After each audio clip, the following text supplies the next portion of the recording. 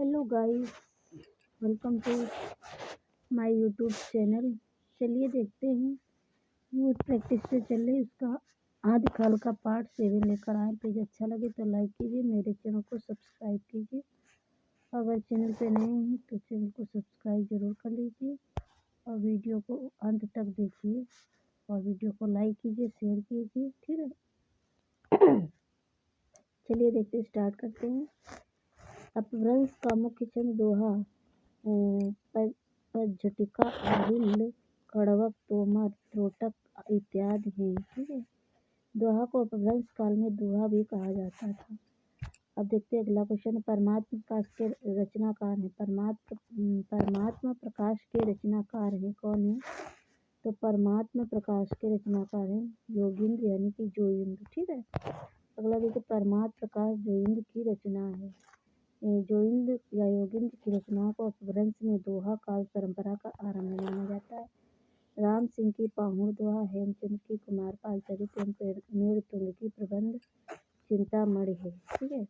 अगला देखते हैं, काल के अनुसार निम्नलिखित कृतियों का सही अनुक्रम क्या है? तो कौन सा है? पौमचरी, खुमाण रासो, बेसल दो रासो, चंदन बाला रास, ठीक है। ये काल के कृतियों का सही अनुक्रम है, ठीक है, कालक्रम के अनुसार। अब देखते कृतियों का सही अनुक्रम। देखिए, रचनाकार, रचना, वर्ष, तो स्वयंभू, पौमचरी 8वीं शती, दलपत विजय, खुमाण रासो 9वीं शती, नरपतनाल बेसल दो रासो 1155 ईस्वी, आसव चंदन वाला रास 1200 ईस्वी के लगभग, ठीक है। अगला देखते हैं,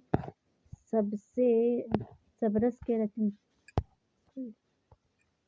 के रचनाकार हैं। सबरस के रचनाकार कौन है? तो सबरस के रचनाकार हैं मुल्ला दाऊद। कौन है? मुल्ला वजही, सॉरी।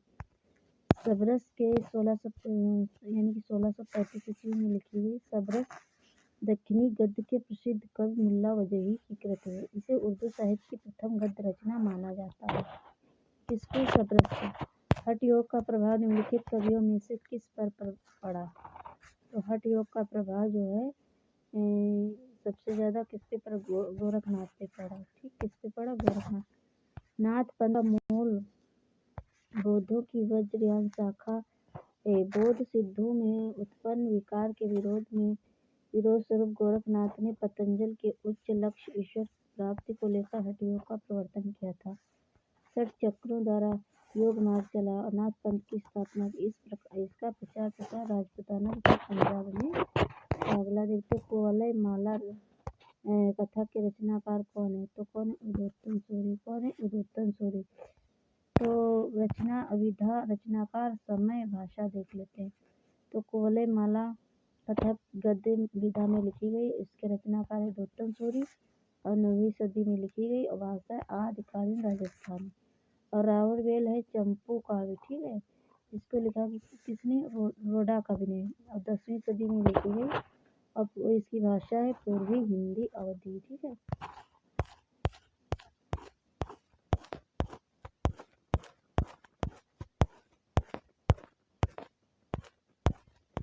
अगला देखते हैं, उक्ति व्यक्ति प्रकरण जो है व्याकरण ग्रंथ है, दामोदर शर्मा कृत है और 12वीं सदी में लिखी है। वर्ण रत्नाकर जो है शब्दकोश ग्रंथ है, ये ज्योतिषर ठाकुर द्वारा लिखी गई 14वीं सदी में और मैथिली भाषा इसकी, ठीक है। अगला अधममाण की रचना है। अधममाण की रचना है, क्या है? तो संदेश रासक जो है अधममाण की रचना है। अगला देखते हैं, रचना, रचनाकार और लेखक और समय। रचना, रचनाकार, लेखक, समय। ये फ्रेंड आदिकाल का लास्ट पार्ट है। इसके बाद हम भक्तकाल स्टार्ट करने वाले हैं, इसलिए आप लोग चैनल पर अगर नए हैं तो चैनल को सब्सक्राइब कर लीजिए। संदेश रासक अब्दुल रहमान, ये प्राकृत संदेश रासक जो है अब्दुल रहमान इसके रचनाकार है। 13वीं सदी में आरंभ हुए। प्राकृत पेंगलम सुमत याकोबी के अनुसार लक्ष्मीधर हजारी प्रसाद के अनुसार हैं, ठीक है। याकोबी के अनुसार सुमत है इसके और लक्ष्मीधर हजारी प्रसाद के अनुसार हैं। ये 14वीं सदी के पूर्वार्ध में लिखा गया। अगला देखते हैं, जयचंद्र प्रकाश इसके लेखक कौन है? भट्ट केदार। 12वीं सदी में लिखी। प्रबंध चिंतामणि मेरुतुंग की है, 1304 ईस्वी में लिखी गई। 8वीं शताब्दी के कवि नहीं है। कौन नहीं है? तो ये हेमचंद्र नहीं है। 8वीं शताब्दी के कवि हेमचंद्र नहीं है। 8वीं शताब्दी के कवि हेमचंद्र नहीं है। 11वीं शताब्दी के कवि। अन्य कवियों का समय एवं रचना काल इस प्रकार है। कवि और रचना और समय देख लेते हैं। सरहपा का दोहा कोश 8वीं में लिखा गया और हेमचंद्र का शब्दानुशासन 11वीं सदी में लिखा गया। सबरपा का चर्यापद 8वीं सदी में लिखा गया। स्वयंभू का पवनचरित 8वीं सदी में लिखा गया। ठीक है। अगला देखते हैं। पुष्पदंत की प्रबंध रचना है, कौन सी है? तो कौन सा? अड़ई कुमार चर्यु। पुष्पदंत की प्रबंध रचना है अड़ई कुमार चर्यु। पुष्पदंत की प्रबंध रचना अड़ई कुमार चर्यु। अन्य रचनाओं के रचनाकार इस प्रकार हैं। देखते हैं। रिठमे चर्यु या अरिष्टनेमी चर्यु स्वयंभू ने लिखा। पवनचर्यु या पदमचर्यु चरित ये स्वयंभू का प्रबंध काव्य है। भविष्यत का है सूर्य पंचमी, ये धनपाल द्वारा लिखा गया। किसके द्वारा? धनपाल द्वारा। अगला मैथिली हिंदी में रचित गद्य की पहली पुस्तक है, कौन सी है भाई? तो ये कौन? वर्ण रत्नाकर है। कौन सी है? वर्ण रत्नाकर। मैथिली भाषा की हिंदी गद्य की प्रथम पुस्तक वर्ण रत्नाकर है। इसके लेखक ज्योतिरेश्वर ठाकुर है। यह शब्दकोश ग्रंथ है। इसका रचनाकाल 14वीं शताब्दी का पूर्वार्ध माना जाता है। अगला देखते हैं। रचनाकाल की दृष्टि से निम्नलिखित कृतियों का सही अनुक्रम कौन सा है? आप लोग कमेंट बॉक्स में सही इसका कौन सा होगा? तो इसमें कौन सा होगा? देखिए, दिए गए कृतियों का सही अनुक्रम इस प्रकार। रचना, रस प्रकाशन व रचनाकार। तो दोहा कोश 8वीं सदी में लिखा गया। सराका इसके रचनाकार। सराकाचार्य 933 ईस्वी में लिखा गया।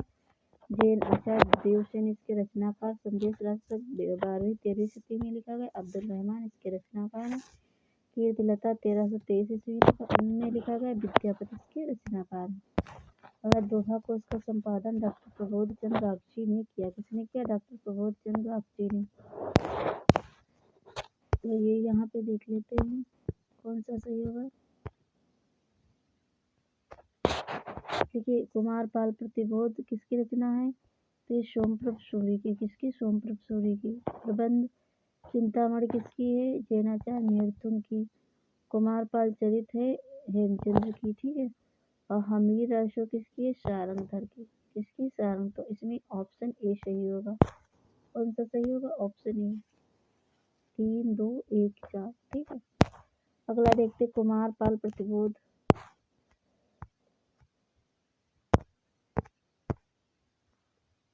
कुमारपाल प्रतिबोध 12वीं सदी 1184 ईस्वी सोमप्रभ सूरी। प्रबंध चिंतामणि 14वीं सदी 1304 ईस्वी मेरुतुंग द्वारा लिखी गई। कुमारपाल चरित हेमचंद्र द्वारा लिखी गई। हमीर रासो 1357 विक्रमी संवत सारंगधर द्वारा लिखी गई। परमाल रासो आला खंड 1230 ईस्वी जगनिक के द्वारा लिखी गई। ठीक है। अगला देखते हैं। निम्नलिखित रचनाओं को उनके रचनाकारों के साथ सुमेलित कीजिए। तो यहाँ पे सुमेलन करना है। तो कौन सा सही होगा? देखिए, कौन सा? राठौरारी ख्यात किसकी है? ये है किसकी? दयाल दास की। ठीक है। और वैराट पुराण किसकी है? ये उपदेश रसायन दास की। और ये पुष्पदंत किसकी है? उत्तर पुराण की। ठीक है। और जिन दत्त सूरी की कौन सी है? सॉरी फ्रेंड, अभी देखते हैं। राठौरारी ख्यात हो गई दयाल बाग की। ठीक है। और वैराट पुराण किसकी हो गई? गोरखनाथ की। ठीक है। और पुष्पदंत की कौन सी है? उत्तर पुराण। और जिन दत्त सूरी की कौन सी हो गई? उपदेश रसायन रास। तो इसमें कौन सा ऑप्शन भी सही होगा? अगला देखते हैं। यहाँ पे रचनाकार और रचना दयाल बाग, राठौरारी ख्यात, गोरखनाथ वैराट पुराण, पुष्पदंत उत्तर पुराण, जिन दत्त सूरी उपदेश रसायन रास और सारंगधर पद्धत। ठीक है। अगला जो सिद्धों की साधना में शून्य का पूरक तत्व था, क्या था बताइए? सिद्धों की साधना में शून्य का पूरक तत्व कौन सा था? ये कौन सा था? ज्ञान था।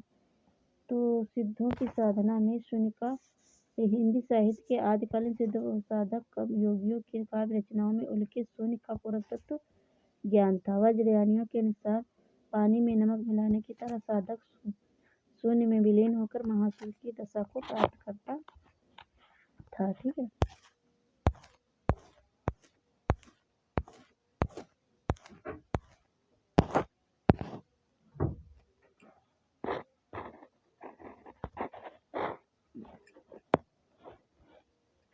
निम्नलिखित में से कौन सा व्याकरण ग्रंथ के रूप में प्रतिष्ठित है? बताइए। निम्नलिखित में से कौन सा व्याकरण ग्रंथ के रूप में प्रतिष्ठित है? तो कौन सा? उक्त व्यक्ति प्रकरण होगा। ठीक है। उक्त व्यक्ति प्रकरण। उक्त व्यक्ति प्रकरण जो है अत्यंत महत्वपूर्ण व्याकरण ग्रंथ है जो पंडित दामोदर शर्मा द्वारा लिखा गया है। अगला देखते हैं, काल क्रमानुसार संगत क्रम क्या होगा? तो क्या होगा? कुवलय माला, राहुलवेल, प्रकरण, कीर्तिलता। ठीक है। ऑप्शन बी सही होगा। अगला देखते हैं, काल क्रमानुसार संगत क्रम होगा तो रचना, लेखक, समय। तो कुवलय माला उद्योतन सूरी 9वीं शताब्दी, राउरवेल रोडा कवि 11वीं शताब्दी, उक्त व्यक्ति प्रकरण दामोदर शर्मा 12वीं शताब्दी, कीर्तिलता विद्यापति 14वीं शताब्दी। ठीक है। अगला, काल क्रम की दृष्टि से इनमें से सबसे पुराने कवि हैं? कौन है भाई बताइए। सबसे पुराने विद्यापति। कौन है? विद्यापति। कालक्रम की दृष्टि से इनमें सबसे पुराने कवि हैं विद्यापति। तो सबसे पहले देख लेते हैं, विद्यापति 1350 से 1450 ईस्वी तक, सूरदास 1478 से 1583 ईस्वी तक, तुलसीदास 1532 से 1623 ईस्वी तक, बिहारी 1595 से 1663 ईस्वी तक। ठीक है। अगला देखते हैं, निम्नलिखित में से कौन सा नाथपंथी साधकों में शामिल नहीं है? तो ये कौन नहीं शामिल? कंडपा। कंडपा नाथपंथी साधकों में शामिल नहीं है। नाथ संप्रदाय के प्रवर्तक मत्स्येंद्र नाथ एवं गोरखनाथ थे। शिव के उपासक नाथ योगियों की संख्या 9 थी, जिसमें गोरखनाथ, मत्स्येंद्र नाथ, जलंधर नाथ, चौरंगी नाथ, गोपीचंद, भरथरी, चुड़कर नाथ तथा जलंधरी पाव आदि ने नाथ साहित्य का विकास किया। कंडपा आदिकालीन सिद्ध कवि है। सिद्धों की संख्या 84 मानी जाती है। कितनी मानी जाती है? 84। गोरखबानी नामक पुस्तक के संपादक हैं? कौन है? तो डॉक्टर पीताम्बर दत्त बड़ौद्वाल हैं। कौन है? डॉक्टर पीताम्बर दत्त बड़ौद्वाल। तो गोरखबानी नामक पुस्तक के संपादक डॉक्टर पीताम्बर दत्त बड़ौद्वाल हैं। प्रस्तुत पुस्तक का प्रकाशन हिंदी साहित्य सम्मेलन प्रयाग से हुआ। इसमें गोरखनाथ के 14 ग्रंथों को प्रमाणिक मानकर उनका वर्णन किया गया। किस ग्रंथ में चंद्रप्रदायी को छप्पइयों का राजा कहा जाता है? छप्पइयों का। तो शिव सिंह सरोज में। चंद्रप्रदायी को छप्पइयों का राजा शिव सिंह सरोज सेंगरकृत शिव सिंह सरोज में कहा गया। वीर रस के साथ साथ चंद्रप्रदायी नक्श वर्णन, श्रृंगार के वर्णन में भी कुशल थे। इसी आधार पर शिव सिंह सरोज में उन्हें छप्पइयों का राजा कहा गया।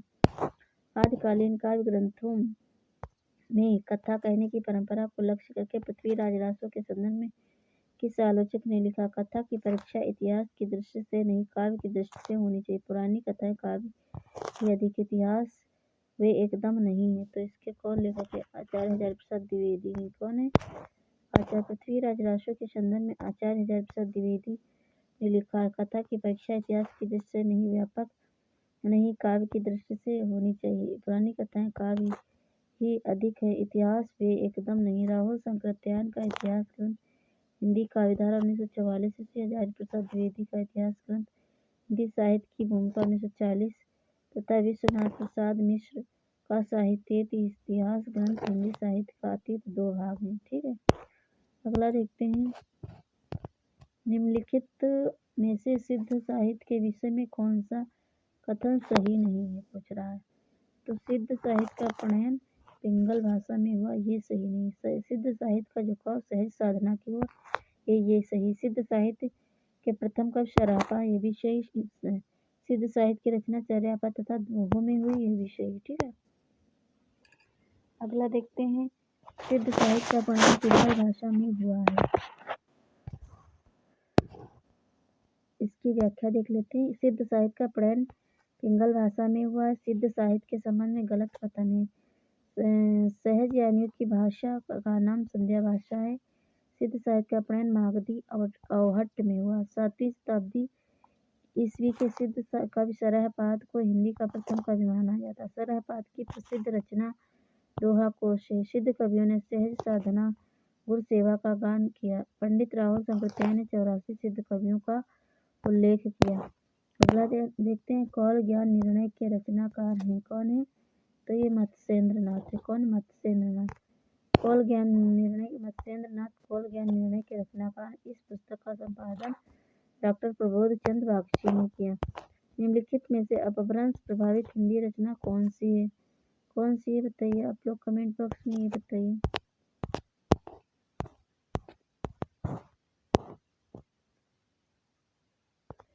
भारतेश्वर बाहुबली रास ने जैन कवि शालिवाहन सूरि द्वारा रचित यह हिंदी काव्य रचना आदिकालीन अपभ्रंश प्रभावित रचना। इस ग्रंथ में भारतेश्वर एवं बाहुबली के चरित्र का वर्णन है। डॉक्टर गणपत चंद्र गुप्त द्वारा अपने ग्रंथ हिंदी साहित्य का वैज्ञानिक इतिहास में शालिवाहन सूरि को हिंदी का प्रथम कवि तथा इनकी कृति भारतेश्वर बाहुबली रास को हिंदी की प्रथम रचना मानते हैं। ठीक है। अगला है, चरण साहित्य किस साहित्य का दूसरा नाम है? तो किसका? रासो साहित्य का। तो चरण साहित्य जो है रासो साहित्य का दूसरा नाम है।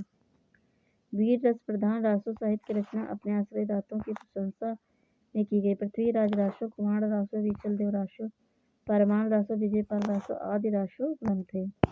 और आदिकाल को सिद्ध सामंत युग कहा है। किसने कहा भाई? तो राहुल शंकरत्यायन जी ने कहा। किसने कहा? राहुल शंकरत्यायन ने। आदिकाल को सिद्ध सामंत युग राहुल शंकरत्यायन ने कहा। आचार्य रामचंद्र शुक्ल द्वारा इसे वीरगाथा काल तथा रामकुमार वर्मा द्वारा संधिकाल एवं चारण काल नाम दिया गया। जॉर्ज गिब्सन ने आदिकाल को चारण काल नाम दिया है। आदिकालीन हिंदी काव्यधारा में उपलब्ध नहीं है। क्या नहीं उपलब्ध है? तो सिख साहित्य उपलब्ध नहीं है। जैन साहित्य, सिद्ध साहित्य, नाथ साहित्य ये सभी उपलब्ध है।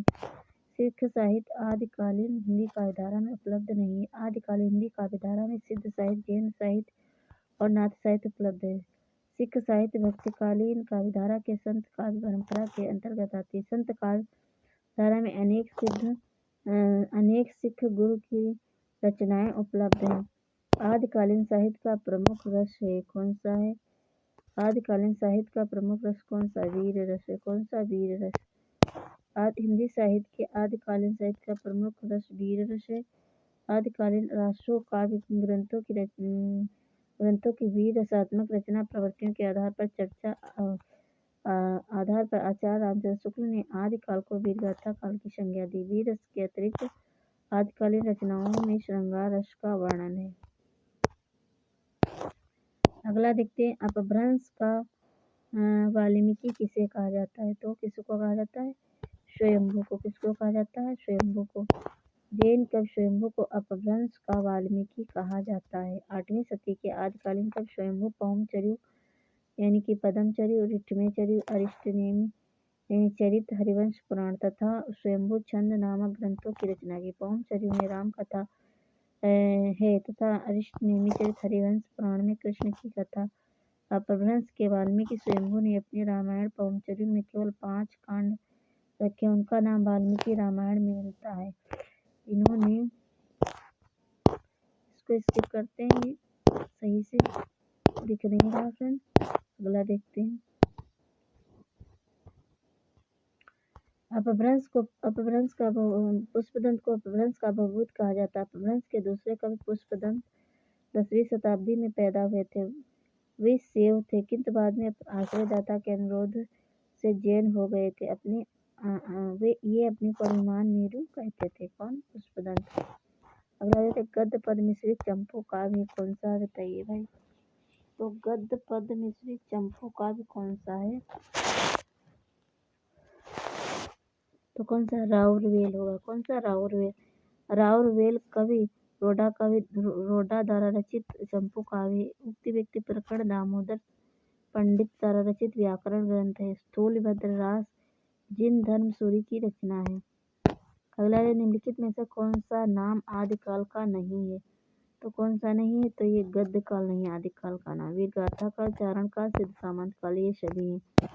गद्य काल आदिकाल का नाम नहीं है। अपितु गद्य काल को आधुनिक काल आबिद गद्य काल को आधुनिक काल कहा जाता है। इसका समय 1843 से प्रारंभ होता तथा अब तक चल रहा है। अगला देखते हैं आदिकाल का नामकरण, नाम और प्रयोक्ता देख लेते हैं। चारण काल जॉर्ज ग्रियर्सन, प्रारंभिक काल मिश्र बंधु, और बीजवपन काल जो है आचार्य महावीर प्रसाद द्विवेदी, वीरगाथा काल आचार्य रामचंद्र शुक्ल, और सिद्ध सामंत काल पंडित राहुल सांकृत्यायन, वीर काल आचार्य विश्वनाथ प्रसाद मिश्र, संधि काल चारण काल डॉक्टर रामकुमार वर्मा ने कहा ये सभी।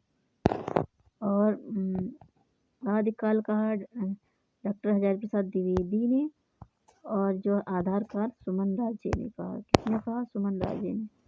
इनमें से कौन सा कवि आदिकाल का नहीं है पूछ रहा है, तो कौन सा नहीं है? नाभादास नहीं, चंद्र बरदाई, जगनीक, दलपत विजय, ये सभी है। नाभादास आदिकाल के कवि नहीं है। नाभादास भक्तिकाल के सगुण काव्यधार राम भक्त शाखा के कवि है तथा नाभादास गोस्वामी तुलसीदास के समकालीन कवि है। चंद्र बरदाई, जगनीक, दलपत विजय आदि तीनों आदिकाल राष्ट्र साहित्य काव्य परंपरा के कवि हैं। राष्ट्र साहित्य का विवरण वीरगाथा काल नाम के अंतर्गत आता है। इनमें से कौन सी रचना आदिकाल की नहीं की है पूछ रहा है। इसमें से कौन सी रचना आदिकाल की है, तो ये विद्यापति पदावली है। विद्यापति पदावली आदिकाल की रचना है। अन्य रचना व रचनाकार इस प्रकार है। रचना काल रचनाकार सूरसागर भक्तिकाल सूरदास, रीजक भक्तिकाल कबीरदास, भ्रमर गीत भक्तिकाल सूरदास। इनमें से कौन सी भाषा आदिकाल की है बताइए आप लोग, तो ये डिंगल पिंगल आदिकाल की भाषा।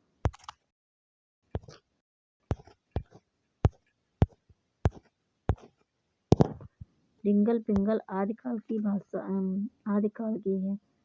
ठीक है। अन्य भाषा व काल इस प्रकार भाषा काल ब्रज भाषा भक्तिकाल एवं रीतिकाल अवधि भक्तिकाल की है। खड़ी बोली आधुनिक काल की है। अगला है अपभ्रंश के प्रथम महाकवि कौन थे, तो कौन थे? स्वयंभू थे। अपभ्रंश के प्रथम महाकवि स्वयंभू थे।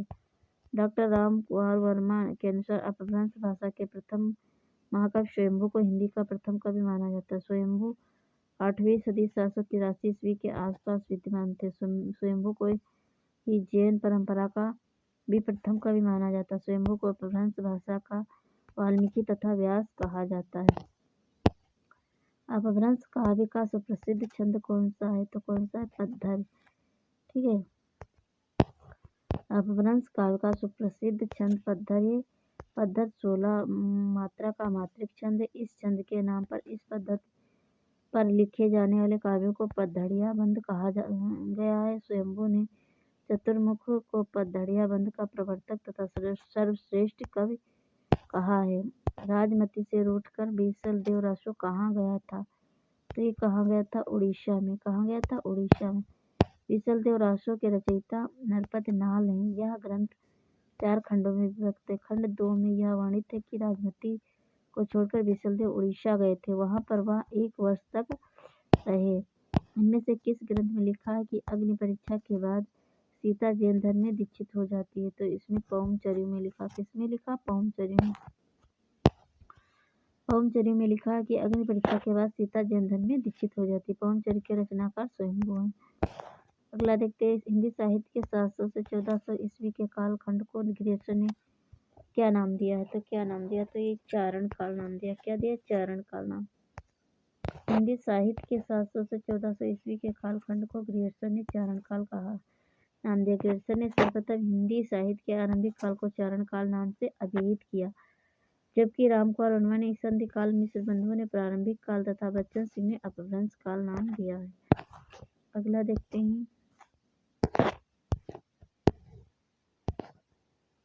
निम्नलिखित में से कौन 84 सिद्धों में नहीं है, तो कौन नहीं? सारंगधर नहीं, विरूपा, कंडपा, कुक्कुटपा, ये सभी है। अगला सारंगधर 84 सिद्धों में नहीं है। यह अपभ्रंश भाषा के कवि, इनके द्वारा रचित कृत हमीर रासो विरूपा हमीर रासो है, जबकि विरूपा, कंडपा, कुक्कुटपा, सरपा, मीनपा, सबरपा, लुइपा आदि 84 सिद्धों में है। आल्हा और उदल के चरित्र को वीर गीतात्मक काव्य के रूप में रचने वाले कवि कौन है, तो ये जगनीक है। ठीक है। कवि जगनीक ने परमाल रासो नामक कृति की रचना की, जो आल्हा और उदल के चरित्र को वीर गीतात्मक काव्य के रूप में रची गई है। उत्तर प्रदेश में आल्हा खंड के नाम से प्रसिद्ध रासो लोक गेय काव्य 1865 ईस्वी में चार्ल्स इलियट ने इस ग्रंथ का प्रकाशन आल्हा खंड शीर्षक से करा। यह मौलिक परंपरा पर आधारित था। इसी प्रति के आधार पर श्याम सुंदर दास ने इसका पाठ निर्धारित किया है। ठीक है। पंच पांडव चरित रास के रचयिता हैं कौन है बताइए? शालिभद्र सूरि जी हैं। कौन है? शालिभद्र सूरि जी। पंच पांडव चरित रास के रचयिता शालिभद्र सूरि, इनकी रचना 1350 ईस्वी हुई। यह हिंदी का प्रथम ऐतिहासिक ग्रंथ रास ग्रंथ। डॉक्टर गणपत चंद्रगुप्त ने शालिभद्र सूरि को हिंदी का प्रथम कवि माना है। इनके द्वारा रचित अन्य ग्रंथ हैं भारतेश्वर, बाहुबली, रास। भविष्यत कहा किसकी रचना है? तो ये किसकी है? धनपाल की। भविष्यत कहा धनपाल की रचना। अपभ्रंश के तीसरे प्रमुख कवि धनपाल ने 10वीं शताब्दी में भविष्यत कहा की रचना की, जबकि राम सिंह ने पाहुन रोहा तथा देवसेन ने श्रावकाचार्य तथा पुष्पदंते महापुराण नामक ग्रंथ की रचना की। मुकरी लिखने का सर्वप्रथम प्रयास किस कवि का था? कवि ने किया था? तो ये अमीर खुसरो ने किया था। किसने किया? अमीर खुसरो ने। मुकरी लिखने का सर्वप्रथम प्रयास अमीर खुसरो ने किया। खुसरो की पहलियां तथा मुकरियों में उक्त वैचित्र की प्रधानता। इसके द्वारा रचित ग्रंथ है खलिक बारी, पहलियां, दो सुखने, गजल आदि हैं। ठीक है। अगला देखते हैं। संवत 1050 से 1375 ईस्वी की कालावधि में लिखे गए हिंदी साहित्य का वीरगाथा काल के रूप में नामकरण किसने किया? आप लोग कमेंट बॉक्स में बताइए जल्दी से।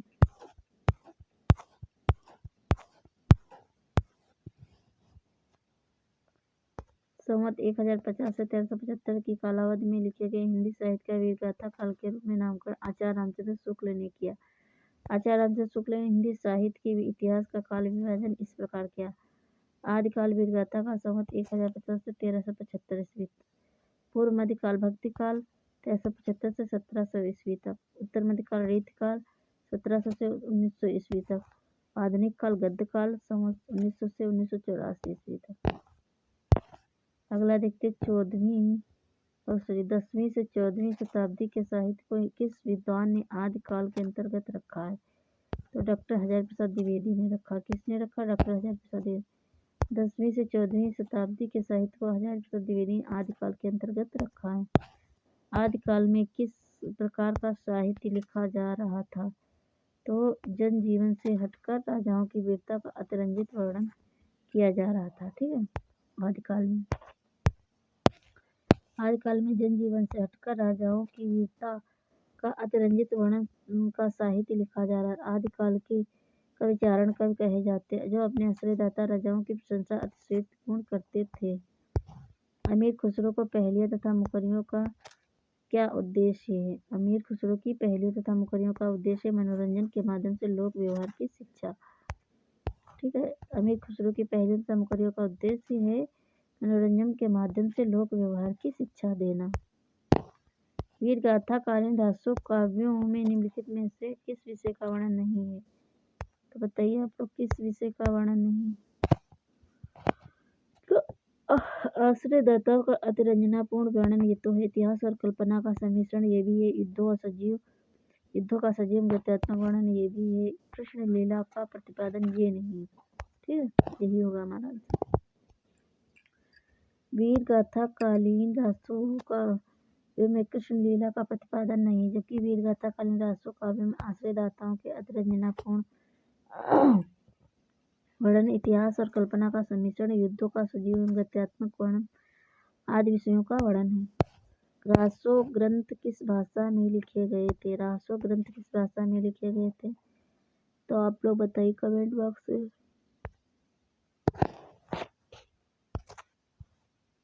तो डिंगल पिंगल भाषा में लिखे। किसमें? रासो ग्रंथ जो थे डिंगल पिंगल भाषा में लिखे गए थे। अपभ्रंश प्लस ब्रज को पिंगल भाषा, तो अपभ्रंश प्लस राजस्थानी को डिंगल भाषा कहते हैं। वीरगाथा काल के प्रसिद्ध प्रबंध काव्य का क्या नाम है?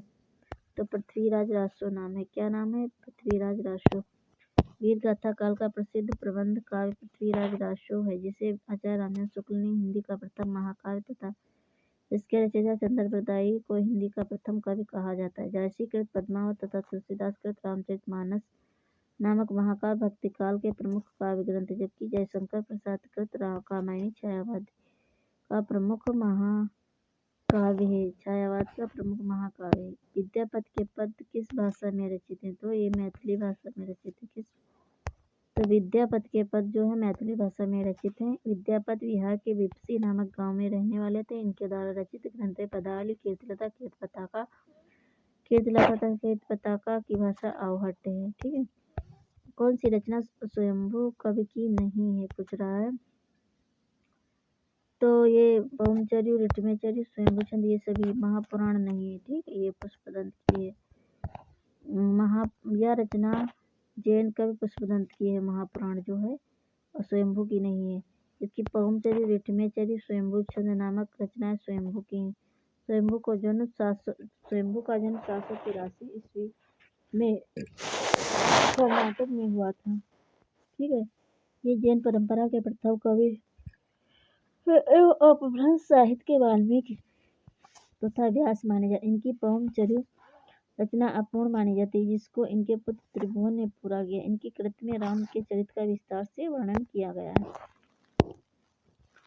अपभ्रंश प्रभावित हिंदी रचना कौन सी है, पूछ रहा है। अपभ्रंश प्रभावित हिंदी रचना कौन सी है? तो ये भारतेश्वर बाहुबली रास है। कौन सी? भारतेश्वर बाहुबली रास। अपभ्रंश प्रभावित हिंदी रचना भारतेश्वर बाहुबली रास है। इसके रचयिता शालिग्राम सूरी। यह रचना 1184 ईस्वी में रचित 205 छंदों का खंड काव्य है। शालिग्राम सूरी की एक अन्य रचना बुद्धिरास भी है, जबकि चंदनबाला रास, नेमनाथ रास, वसंत विलास आदि अपभ्रंश की मुक्त रचनाएं हैं। अगला देखते हैं। 11वीं शताब्दी में रचित लोक भाषा काव्य है। कौन सा है? ढोला मारूरा दोहा। कौन सा है? ढोला मारूरा दोहा 11वीं शताब्दी में रचित लोक भाषा काव्य। यह मूलतः दोहों में रचित। इस ग्रंथ में कछवाहा वंश के राजा नल का पुत्र ढोला व मारवाड़ी नामक राजकुमारी की प्रेम कथा का वर्णन है, जबकि राउरवेल 10वीं शताब्दी में तथा जयमेक जसचंद्रिका तथा व्यक्ति प्रकरण 12वीं शताब्दी में रचित ग्रंथ है।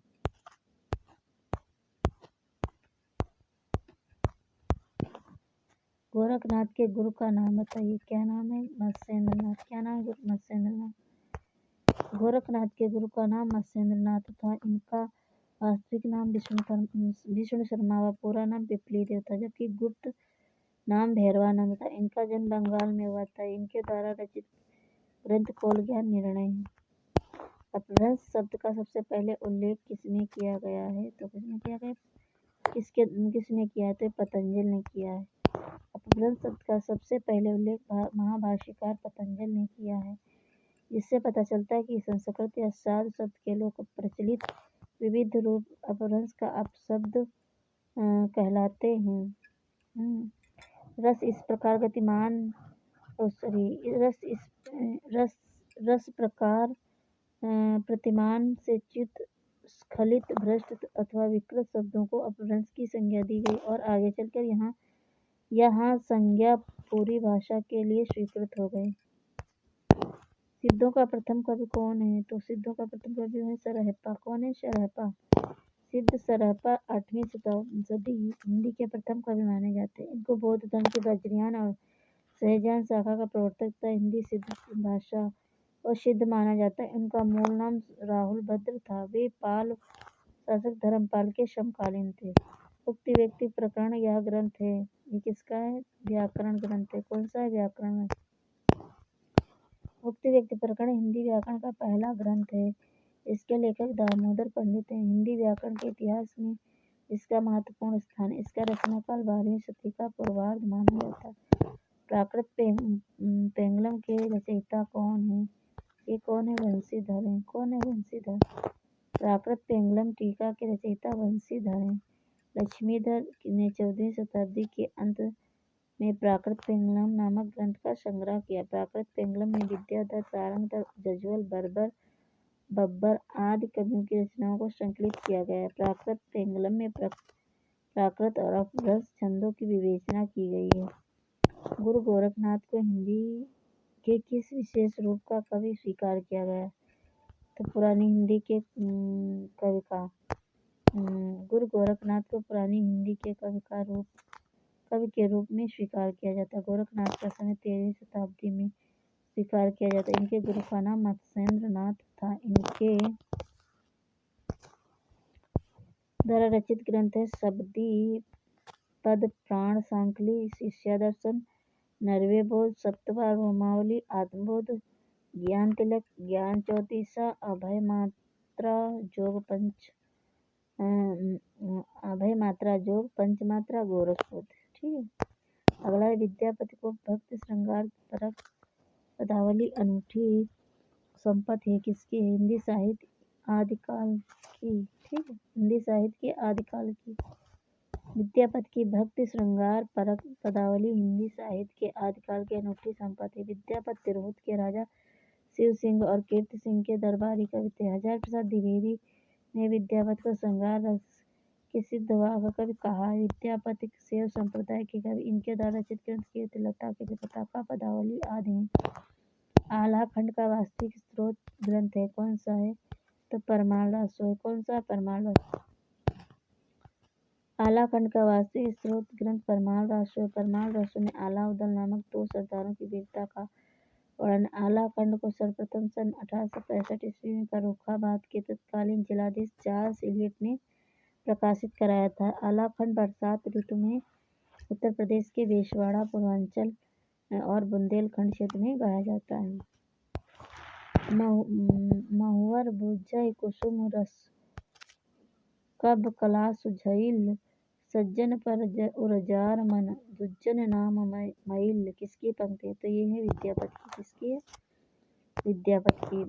महुवर भुजय कुसुम रस कब कलास छइल सज्जन पर उरआर मन दुज्जन नाम मईल।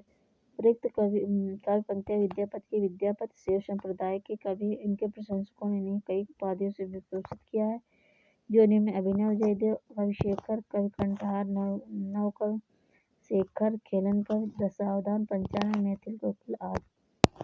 आदिकाल हिंदी को एक भिन्न प्रकार की हिंदी मानते हैं। आदिकाल हिंदी को एक भिन्न प्रकार की हिंदी मानते हुए उसे हिंदवी कहा। किसने कहा? तो ये अमीर खुसरो ने कहा। किसने कहा? अमीर खुसरो ने। आदिकालीन हिंदी को एक भिन्न प्रकार की हिंदी मानते हुए हिंदवी अमीर खुसरो ने कहा। खुसरो निजामुद्दीन औलिया के शिष्य थे तथा खड़ी बोली आदि कवि कहे जाते हैं। इनके द्वारा रचित ग्रंथ खलीकबारी पहेलियां मुकरिया दो सुखने गजल आदि। अगला इसमें अपभ्रंश के सर्वप्रधान कवि हैं कौन है बताइए? आप लोग कमेंट बॉक्स में बताइए।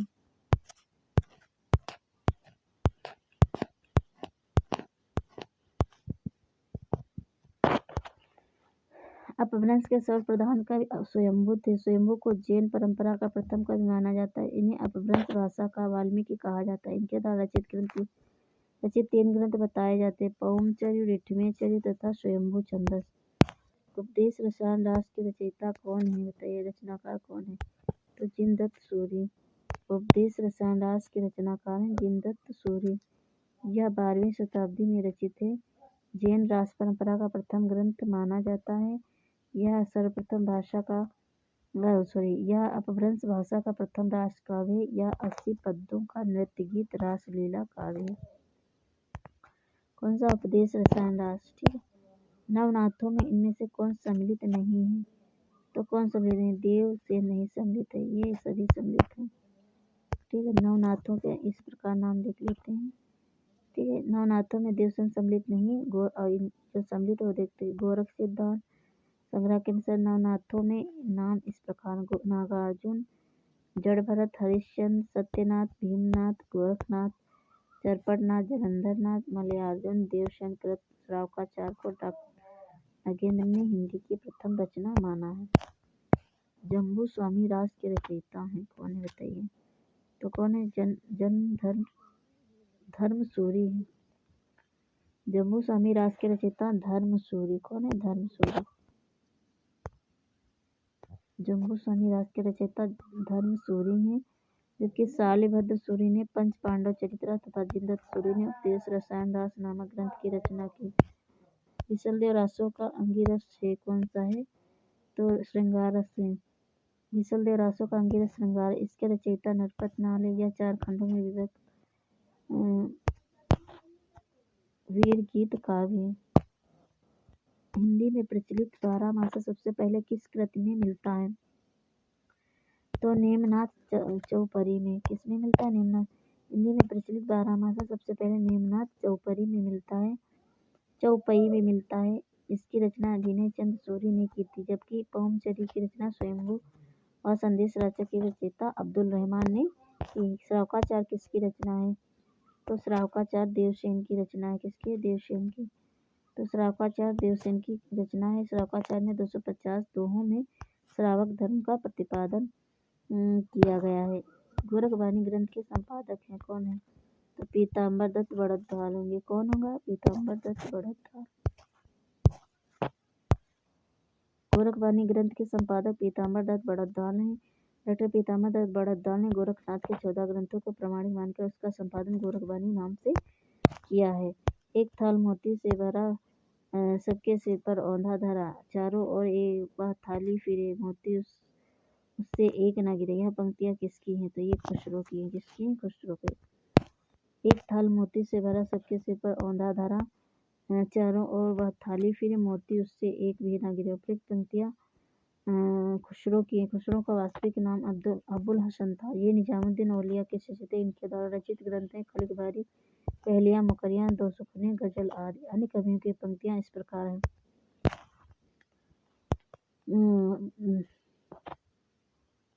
देखिए, सरस बसंत समय भला, पावल पश्चिम पवन व धीरे। ये किसी विद्यापति की। तुम जिन जानो गीत, यह निज ब्रह्म विचार। ये कबीर की है। जो मुख देखा ते ही हंसा, सुना तो आए आस जायसी की। निम्नलिखित में से कौन विशेषता लोक साहित्य में नहीं होती है? तो कौन सी नहीं? इसमें शास्त्रीयता होती, ये नहीं होती। शास्त्रीयता लोक साहित्य की विशेषता नहीं होती। लोक साहित्य की निम्न विशेषताएं। लोक साहित्य मौखिक होता है, यह परंपरा में प्रचलित होता है, इसमें सहजता स्वाभाविकता होती है। लोक साहित्य की भाषा श्रेष्ठ और साहित्यिक भाषा न होकर साधारण जन की भाषा होती है। स्वयंभूकृत पवनचर्य की कथा किससे संबंध है? तो ये राम कथा से। किससे संबंध? राम कथा से। स्वयंभूकृत पवनचर्य राम कथा पर आधारित अपभ्रंश का महाकाव्य। पवनचर्य में 12,000 पद हैं। जैन मत में राम के लिए पदम शब्द प्रयुक्त होता है, इसलिए स्वयंभू को रामायण को पदमचर्य पवनचर्य कहा जाता है। स्वयंभू को अपभ्रंश का वाल्मीकि तथा व्यास कहा जाता है। ढोला मारोरा दोहा किस क्षेत्र का लोकप्रिय लोकभाषा काव्य है? ये है राजस्थान का। तो ढोला मारोरा दोहा जो है राजस्थान का लोकप्रिय लोकभाषा काव्य रहा है। यह 11वीं शताब्दी में दोहा छंद में रचित लोकभाषा काव्य। इसमें राजकुमार ढोला तथा मारवाड़ी राजकुमारी की प्रेम कथा वर्णित है। जयदेव के गीत गोविंद का विशेष प्रभाव किस कवि पर माना जाता है? ठीक है, तो देख लेते हैं। आज हमारा